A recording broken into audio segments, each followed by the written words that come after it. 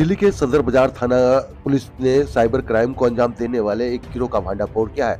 यह गिरोह फर्जी दस्तावेज पर फर्जी कंपनियां बनाते थे और इंडिया मार्ट पर फर्जी अकाउंट बनाकर रिक्वेस्ट डालकर थोक विक्रेताओं को अपना ठगी का शिकार बनाते थे। साइबर क्राइम को अंजाम देने वाले एक बैंक कर्मचारी सहित 3 आरोपियों को नॉर्थ डिस्ट्रिक्ट पुलिस ने गिरफ्तार किया है। सदर बाजार थाना पुलिस ने एक ऐसे साइबर गिरोह का पर्दाफाश किया है जो कि एक फर्जी तरीके से सदर बाजार इलाके में कंपनी बनाकर ऑफिस बनाए हुए थे और उसकी वेबसाइट पर फर्जी अकाउंट बनाकर बड़े होलसेलर को रिक्वेस्ट भेजकर उनसे भारी मात्रा में क्रिकेट संबंधित व अन्य सामान खरीदा करते थे।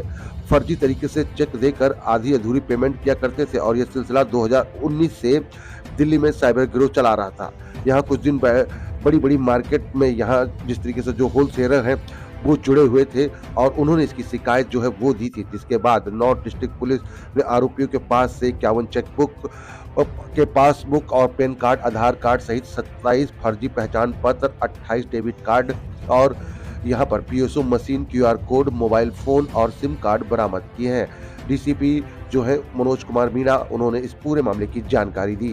उत्तरी जिले के साइबर पुलिस स्टेशन की टीम ने एक गैंग ऑफ साइबर क्रिमिनल्स का भंडाफोड़ किया है जो होलसेल ट्रेडर्स को चीट करते थे। एक हमें कंप्लेंट मिली थी national cyber crime reporting portal के थ्रू, जिसमें हमारे कंप्लेनेंट के अराउंड 3 लाख के आसपास का सामान किसी गिरोह ने ले लिया था, डिलीवरी करा ली थी और उसके पैसे नहीं दिए थे। इस पे जब हम इन्वेस्टिगेट करने लगे तो उसकी प्रॉपर टेक्निकल इन्वेस्टिगेशन के बाद साइबर टीम 3 जनों को पकड़ पाई है और उससे एक ऐसा गिरोह जो होलसेलर्स को टारगेट करता था, उसको पकड़ा गया है, उसको उसका पर्दाफाश किया गया है।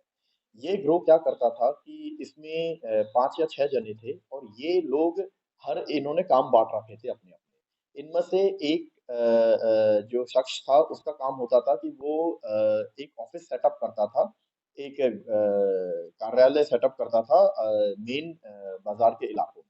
जैसे सदर बाज़ार में इन्होंने इस केस में किया था। ये स्मार्ट सा अपने बोलचाल में अच्छा था, तो इससे ये विश्वास दिला देता था कि हम एक जेन्युइन कंपनी है। ये पूरा प्रॉपर बोर्ड वोर्ड लगा के ताकि किसी को देख के पता ही ना लगे कि ये फर्जी कंपनी है या जेन्युइन कंपनी है।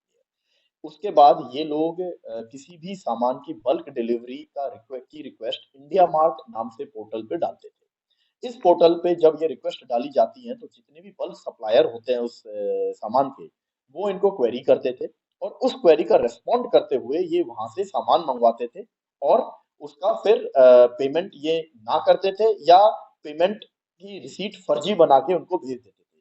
जैसे हमारे वाले केस में उन्होंने पेटीएम की फर्जी रिसीट बना के उनको भेज दी थी। इस काम को अंजाम देने के लिए इन्होंने फिक्टिशियस कंपनीज खोल रखी थी। 6 कंपनीज हम आइडेंटिफाई करी है हमने अभी तक, जो ये चला रहे थे, जो कि टोटली बोगस कंपनीज है। इसके साथ ही साथ इनके पास मल्टीपल बैंक अकाउंट्स थे और ये सब काम करने के लिए एक बैंक के मैनेजर सेल्स जो अभी भी एम्प्लॉयड हैं, उनका ये सहारा ले रहे थे। वो इस गिरोह का एक्टिव मेंबर थे, उनको भी अरेस्ट कर लिया गया है। ये जो बैंक के मैनेजर थे, इनका काम होता था फर्जी दस्तावेज बना के जो भी बैंक अकाउंट बना रहे हैं उनको ऑपरेट करना और उनसे ये चेक बुक्स और फर्जी कागजों के बेसिस पे बैंक अकाउंट्स बनाना। अभी तक जो 3 जने हमने अरेस्ट किए हैं उनमें नूर मोहम्मद है। ये अपना नाम बहुत अलग-अलग नामों से पहचाना जाता था। इसको इसका नाम alias Firoz, alias Arun Gupta, alias Rishabh Upadhyay, alias Danny Chog, alias Rajesh Malhotra, alias Om Prakash, alias Shivraj, alias Goldie. तो ये हर जगह जहां ठगी करता था वहां अलग रूप में अलग तरीके से जाता था। हर नाम के ये अलग आईडी कार्ड थे इसके पास। हम अब तक 27 फर्जी आईडी कार्डों को रिकवर कर पाए हैं। साथ ही साथ 51 चेकबुक्स रिकवर कर पाए हैं जो ये यूज कर रहे थे। इस सामान को डिस्पोज करने के लिए इन्होंने एक अलग लड़के को रख रखा था जिसका नाम है मनीष सैमसन, जिसको भी अरेस्ट कर लिया गया है।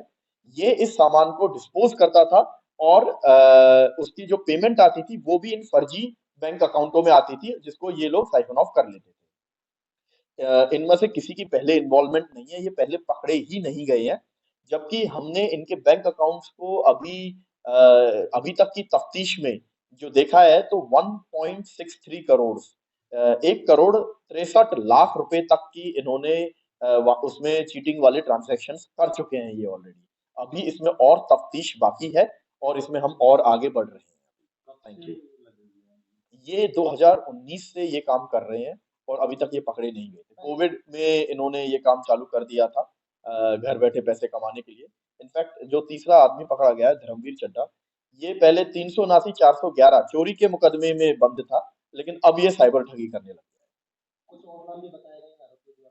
है। इन लोगों द्वारा कुछ और नाम बताए गए हैं जिनकी हम तफ्तीश जारी है। अभी उसकी कंफर्मेशन नहीं है। एक बार जब वो पकड़े जाएंगे तब हम उसकी कंफर्मेशन देंगे। ये एनसीआर रीजन में मेनली ऑपरेट करते हैं। ये 1 करोड़ 63 लाख का अभी तक हमें पता लगा है, लेकिन अभी तफ्तीश जारी है, तो अभी और पता लगने की। इनके पास से 51 चेकबुक, 27 फर्जी आईडी कार्ड जिसमें आधार कार्ड है, पैन कार्ड है, 28 डेबिट कार्ड, क्रेडिट कार्ड जो ये यूज करते थे, 10 मोबाइल फोन, एक लैपटॉप। फिर इनके पास बल्क का काफी सारा सामान मिला है जो इन्होंने अलग अलग जगह से मंगवाया था, जैसे कि 1700 बैडमिंटन रैकेट्स, 200 के आसपास cricket bat, wooden carrom board, hair straightener 70-80, ऐसे काफी सारा सामान मिला है इनके यहाँ से, जो ये अलग अलग बल्क जो देते हैं उनसे मंगवाते थे और फिर उसका पेमेंट ना करके उसको डिस्पोज ऑफ